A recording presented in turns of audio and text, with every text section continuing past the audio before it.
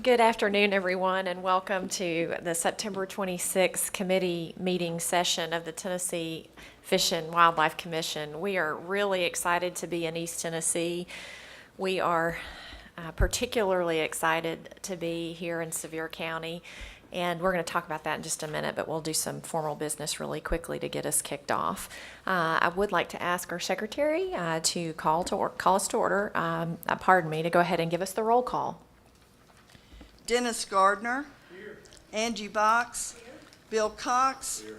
Connie King. Here. Chad Baker. Here. James Stroud. Here. Bill Swan. Yes, ma'am. Kent Woods. Here. Brian McLaren. Here. Tony Sanders. Here. Kurt Holbert. Here. Jeff Cook. Here. Jamie Woodson. Here. Chairman, we have a quorum. Thank you. As we get started today, I want to ask any of my colleagues, do you all have any announcements? We're going to welcome our partners from the city here in just a moment, but does anybody have any announcements that they'd like to make? Okay. With that, I'm very excited to introduce Cindy Ogle, who is the Gatlinburg City Manager, and just for our partners here in Sevier County, we thought a lot about, we do enjoy the privilege of getting to go around the state for our meetings. While often we are in Middle Tennessee at the headquarters, it is really important for us to get out and see the state and to work with our partners. Particularly given the challenges that this community has faced with the fires, we felt like it was really important to be here. Not only to be able to work with the region folks who've been such generous hosts to help us get ready for this, but also just to say we care about the economy of this community and we want to let the people in this very special East Tennessee community know that we love you. And so we're glad to be here. So with that, I'd love to introduce Cindy Ogle, and we're thrilled to be in your city. You can, Cindy, everybody else has a different rule, but you go wherever you want to go. You can go to that microphone or that one. I know that, Cindy. I've been here before. I want you, there's a microphone right there, or you can use this one, whichever you prefer. Right here. We are thrilled that you are here. Mayor Werner could not be here today, but he certainly sends his thanks for your being here. As Chairman Jamie alluded to or said, we have had a very challenging, soon to be 9 months in our city and in our county. It has been wonderful, the support that we have had from throughout the state and, of course, very honestly, throughout the country.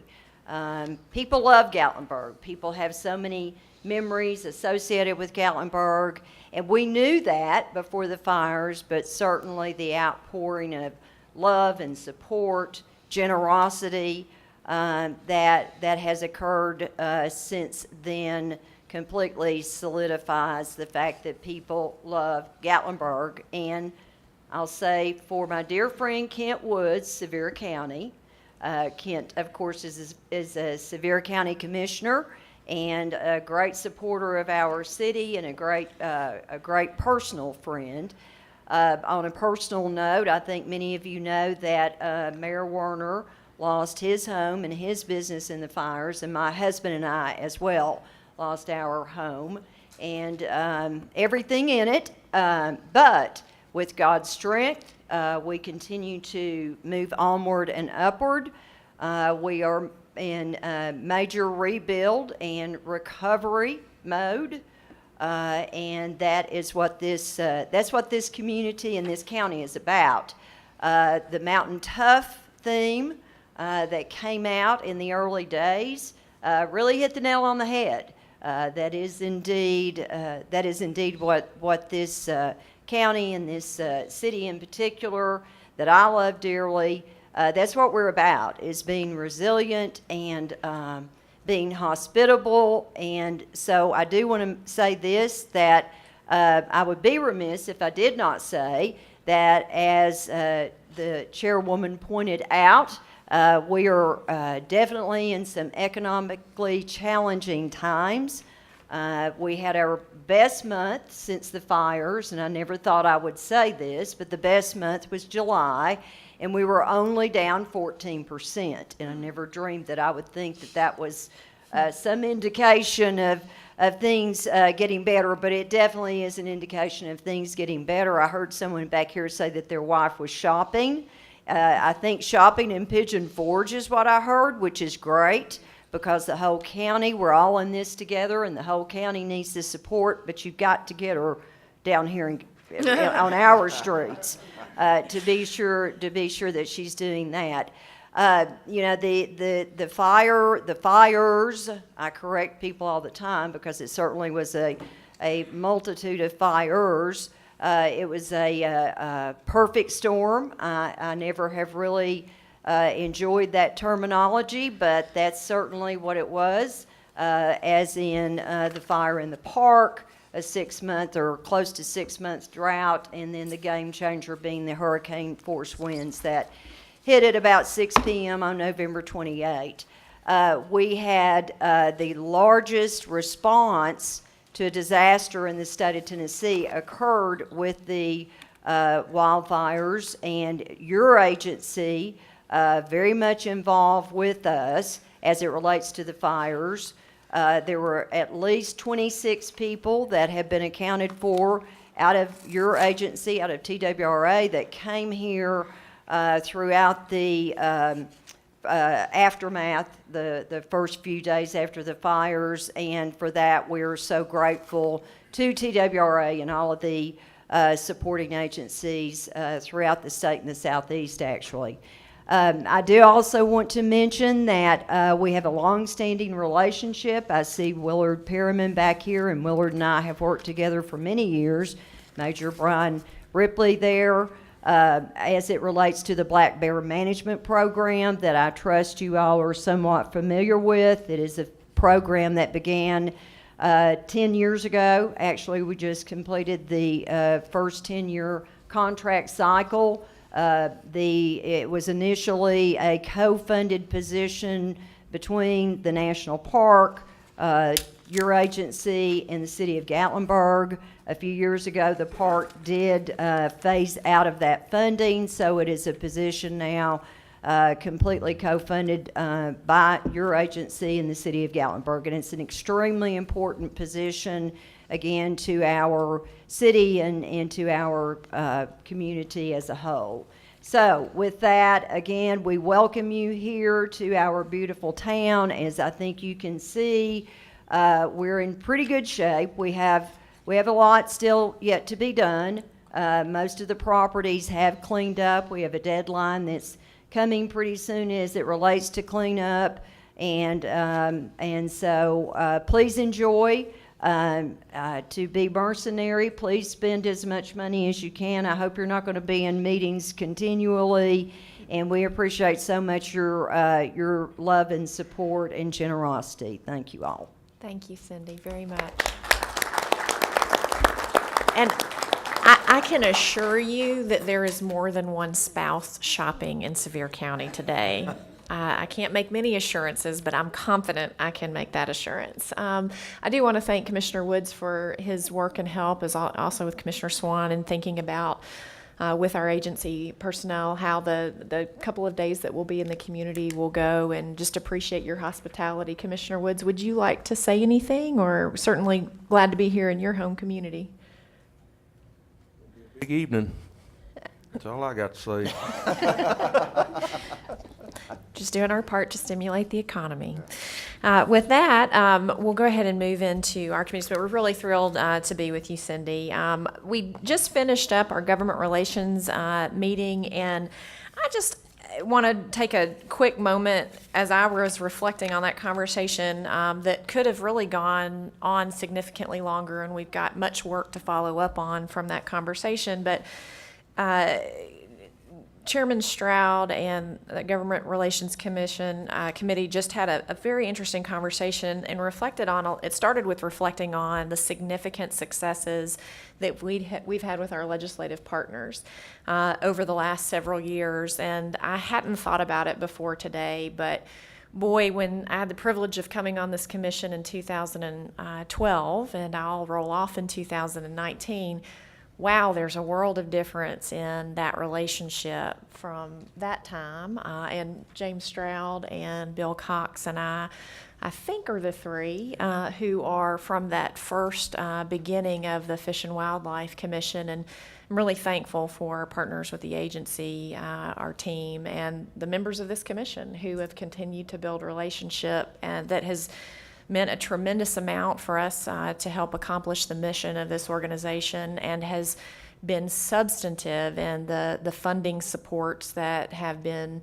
unprecedented in the relationship's history. And so I'm really thankful for that. But we've got follow-up work to do from that committee, but want to thank Chairman Stroud for his leadership and Chris Richardson for being on the hot seat for an hour and a half. So thank you, Chris. With that, we'll go ahead and move on. A quick reminder of kind of rules of go for our commission members. Don't need reminders, but we'll go into committees. The committee chairman will chair the committee. You'll direct your questions to the committee chairman, or the commissioners will to staff if we need clarification from staff. We just remind folks to make sure you ask the chairman to be recognized so that everybody can have their turn. For our members of the public who are here with us in the room today, we're very interested in your thoughts on these important issues. And so as you see through the agenda, if there's an issue that you're here to speak about, you will have that opportunity. We want you to have it. You'll come to the mic, introduce yourself and give your name, and we limit those to about 3 minutes, but want to make sure you have the opportunity to share information with the commission. You'll direct those comments to whoever's chairing at the time, and look forward to hearing from our partners and the public on these important issues. And with that, I'm going to turn it over to Chairman Cook. Thank you, Madam Chairman. The Wildlife Committee would like to recognize Chuck Yost, the Assistant Chief of Wildlife and Forestry, to give us an update on the dove fields.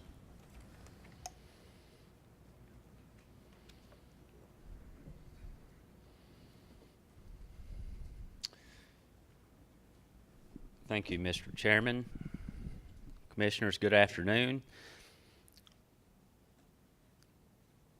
As Commissioner Cook said, I'm going to be providing results regarding the TWRA dove hunting program, and these results are specific to opening day of the annual dove season.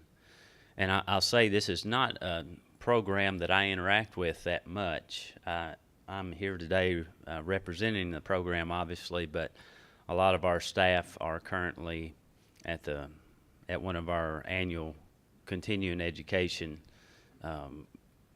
programs currently taking place in Chattanooga. So we refer to that as our annual lands management meeting. So a lot of staff are there, but today I'm here to share the results of opening day. And if you'll, we'll follow closely with the presentation slides, because there's quite a bit of information there for you. And also, as we go through this, realize we had the tropical depression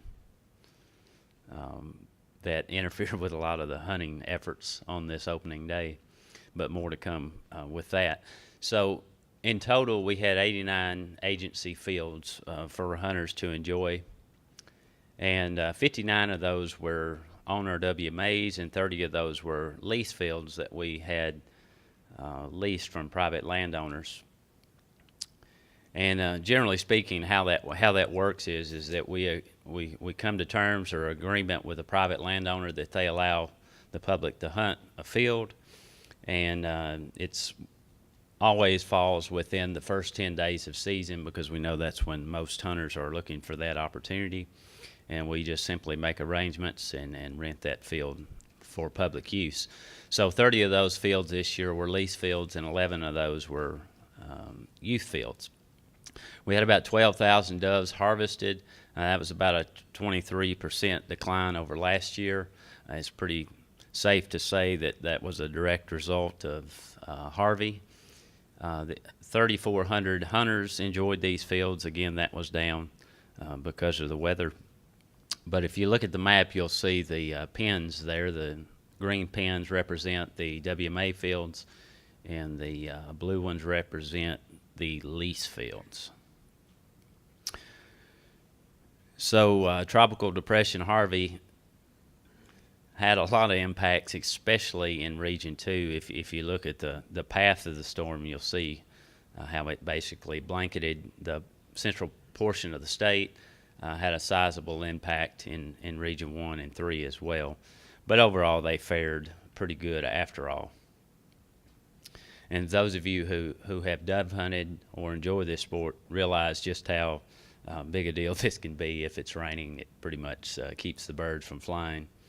And then also it's just very unpleasant to be out there.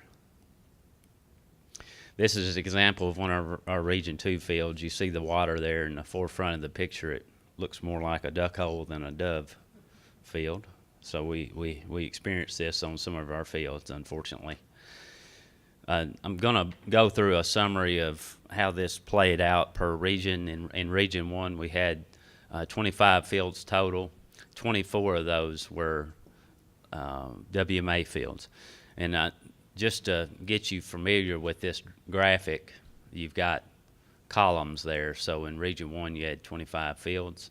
If you move over one column over where it says doves harvested, it's broke down. So we had about 4,500 doves harvested, and 80 of those were harvested on the lease field, and then the remainder of the doves, roughly 4,400, were harvested on the WMA fields.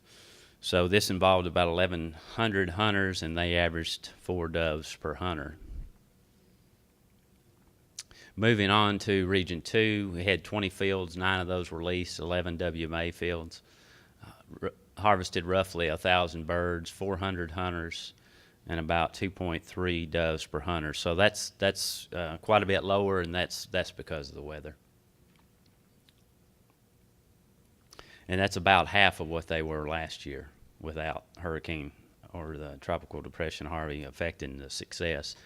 In Region 3, 25 fields, 8 of those were leased, roughly 2,000 birds, 700 hunters, and 2.9 doves per hunter. Region 4, 19 fields, 12 of those were lease fields, harvested about 4,400 doves, 1,100 hunters, and 3.9 doves per hunter.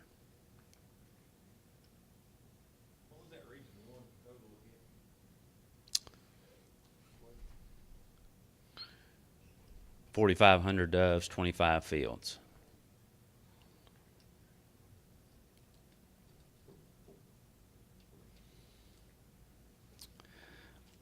Last year we began to share information on the different crop types.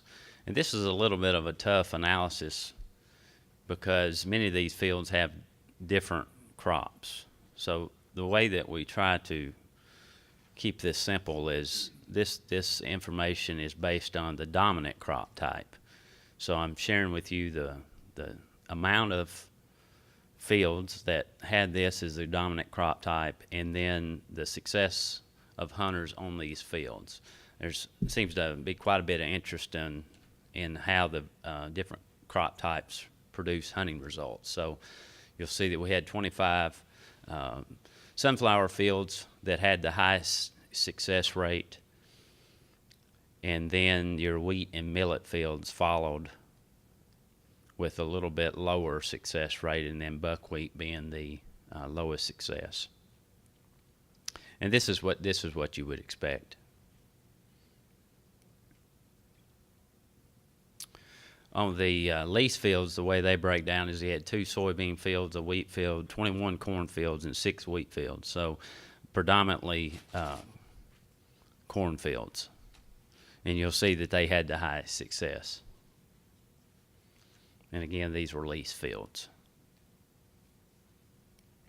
If you look at program cost, 2016, I'm presenting 2 years here, 2016, 2017, with 2006 figures being at the bottom of the slide. And you'll see a slight increase in the amount of funding dedicated to this program this year. And we do staff these fields on opening day, and because of the weather conditions, you see the decline in harvest and the decline in participation. But we did have some anecdotal reports following the opening day that we did have good usage of our fields following that first bad rainy day. So it seems like it's, especially in Region 2, that things picked up after that weather event passed. Now that was just a quick summary. We provide that to you annually, so it's just the results from one opening day just a little bit ago. Are there any questions? Thank you, Chuck. I have one. So, it's been my experience too that sunflowers are usually where I have the most luck. So, like in our WMAs, why is it we aren't using sunflowers pretty much everywhere? And with the sharecroppers, is there a way to encourage sunflowers and have more uniformity in that, especially since it's most productive? I'll address the question in two parts. The first was about why not just go all sunflowers on the WMA fields. There's a myriad of reasons why you may favor another crop, but some of the ones that come to mind is the site. Is the site a good site for sunflowers? If it's not, then you would choose a different crop. So some of it is site specific, and then some is what other wildlife species you're focused on managing, where the sunflowers may not provide the same habitat benefits that say wheat would for deer. So it just depends on what the focus is on that WMA. So that's how I would inform you on the first half of that. The second half of that, you'll have to remind me. So just with the sharecroppers, the same question. I mean, the percent they leave, is it possible to encourage that percent to be sunflowers? Yeah, so there traditionally, well, in the past we had arrangements where we would set up long-term contracts compared to what we do now. That was targeted just towards that, about starting earlier and not just having that short period where the farmer is making the field attractive for doves. But what we found looking back over our program and what other states have experienced too, that just greater success with hunter success with going with the fall lease option that we're currently it's the only option we have at this point. So I would say that the rationale for that is just in the past it's just we got more benefit from the fall program, so that's where we focus entirely now. Thank you. Commissioner Holbert? Chuck, and I noticed in Region 1, if you can you pull that first slide back up? I noticed there's only one lease field. I actually happen to know that person called me wanting information about it. Is there a reason we're not pursuing lease fields in Region 1? Well, each wildlife program manager in a region is empowered to decide at what level they leverage the lease program. And in Region 1, they have just focused nearly entirely on WMA fields as opposed to lease fields. As far as the rationale for that, I'd hesitate to say in fear of misrepresenting it or maybe misinforming you. Okay. Any other questions from the committee? Yes. Commissioner Cox? Chuck, you said that a minute ago that experience with the spring leased fields was not as good as fall. When did we ever do that? I don't recall you ever having a spring program. Yeah, I'm looking around to see if any of our staff know exactly how long we had that. But if I'm not mistaken, Commissioner Cox, last year was the first year that we stopped having that option. But we had basically already quit utilizing it. And just to put it concisely, there's greater risk for the agency with those spring leases of them just not turning out well. But the fall lease option, we're basically looking at the field and judging the quality of it right before the hunt and deciding if it's a good field and if it has the right conditions for hunters to utilize it. We know almost without a doubt, because the opening day is right around the corner, that it's going to produce. So it's just less risky from an agency perspective because we can ensure better results come opening day. Okay, from the regions that planted, Region 1 planted 24 fields on WMAs, you know, they killed 80 birds on the lease field and 4,400 weren't the WMA fields spring planted fields? Yes. So why wouldn't private land produce the same results? I mean, I don't understand the why we wouldn't, I just don't think choosing a fall field 2 weeks before the season so you can advertise it and the doves are there then perhaps, or in 2 weeks they may not be. I don't know what the aversion is to the spring program. It just looks like to me that all the WMA fields produced and the lease fields didn't. Just so. Yes, sir. Please do. Mr. Cox, I would just mention on that, we don't have control over the spring lease fields, and we may have that lease agreement, we may know what that crop is going to be as a part of that lease agreement, but by the time go from spring to the time dove season opens, that crop may not be manipulated or utilized to the point that it's going to be any good for us in terms of a good dove field. On our WMAs, we're completely under that control, aside from weather, from the time it's planted until the time we actually get up to the point that we can utilize it, up to the time we cut it or manipulate it in whatever way we do. And we lose that on those early spring fields. And it was, as Chuck said, it was a way to for us to make sure that if we were going to pay the amount of money we were paying per acre for a field, that it was going to produce something for people as a way of a hunt. We did have some in a few years where we did the early fields, and then by the time the hunt occurred, we took quite a bit of criticism because we'd advertised the field and all that, and essentially it was just kind of worthless. So it's a guessing game in some ways, but on the WMA fields, we literally have complete control from the day it's planted till the time it's shot. Why would we not, if we contracted someone to plant a sunflower field, why would we not put the stipulations in the contract to do it as we would do it in the WMA if we're going to lease it and pay him to do it? Or are you talking about a shared field with a sharecropper? It could be either, but some people are just reluctant to tie up a field for that long unless it's of a benefit to them as well. So most of those fields that we would go into lease, put sunflowers aside, they already have some method in mind that they're using for an agricultural payback as a farmer. And if we specify the type of field, I'm going to guess that we would have to change our price per acre because of the varying amounts of money that particular person would get back other than the lease per acre itself. Any other questions from the committee? How about from the commission? Thank you, Chuck. Oh, Commissioner Carter.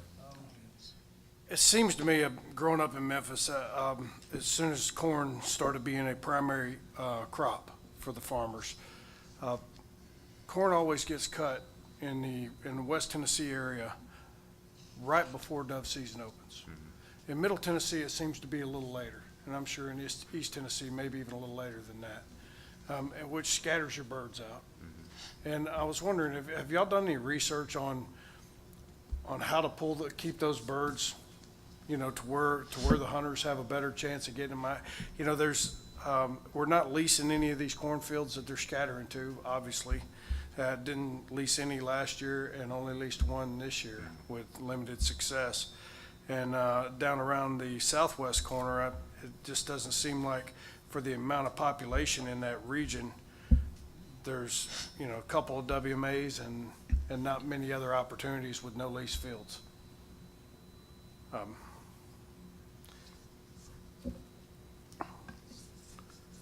I guess I'm asking what research or who's going out and scouting these fields, and why aren't we taking advantage of some of these cornfields that have been cut for, you know, a week prior or 2 weeks prior to the dove season?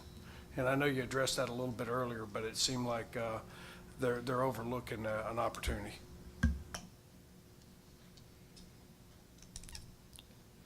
If I get away from your question, reel me back in. I would say that that's as you've stated, is a challenge each year, and you know we know how to have good dove fields. We know how to do that. But you're right. Whenever harvest begins, especially for corn, it's gonna move the birds or spread them out, as you described it. There's really nothing we can do about that part of it. But one thing that we do focus on through the fall lease option is you know, we have staff that are actually going and visiting these fields and seeing what the conditions are there and what the neighboring property conditions are regarding harvest and such, and you know, they're using all that in their decision making on whether or not to lease a field. So I would say that we are accounting for what you're describing for sure. As far as research, I don't have any research I can cite on how to deal with that harvest, that corn harvest, spreading out the birds.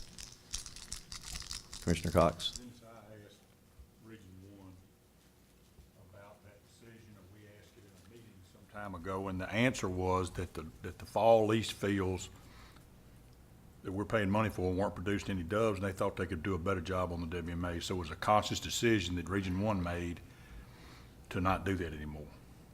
And it seems like it was a good decision.